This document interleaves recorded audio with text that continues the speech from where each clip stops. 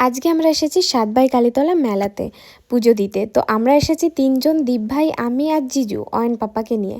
তো তারপর এখান থেকে আমি আর দীপ ভাই পুজো দেওয়ার ওখানে চলে গেলাম। আর এত লাইন বাবা! তো তারপর আমরা ভিআইপি টিকিট কেটে লাইনে দাঁড়াবো, মানে ভিআইপি টিকিটের লাইনই তোমার 2 ঘন্টা দাঁড়াতে হবে এরকম ব্যাপার। আর নর্মাল লাইন তো আর বললাম না কত সময় দাঁড়াতে হবে। তো যাই হোক, আমরা অনেক কষ্ট করে একে ওকে বলে টলে ঢুকে গেছি। তাড়াতাড়ি পুজো দিয়ে তারপর আমরা এখানে নৌকায় চলে এলাম। আর এই বছরই প্রথম আমি শাড়ি পরে এসেছি দীপ ভাইয়ের সঙ্গে পুজো দিতে। আর অন্য অন্য বছর এমনিই আসি।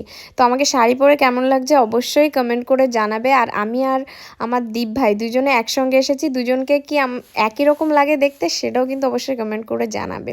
তো এখানে আমরা ঘোরাফেরা করে মেলা দেখে কিছু ফটো তুলে বাড়ির দিকে চলে এলাম। বাড়িতে এসে একটুখানি রিলস বানাচ্ছিলাম, যেহেতু ওখানে সেরকম ভিডিও বানানো হয়নি। তো আমার এই মিনি ব্লগটা কেমন লাগলো অবশ্যই কমেন্ট করে জানাবে। ভালো লাগলে লাইক কমেন্ট শেয়ার করবে। টাটা।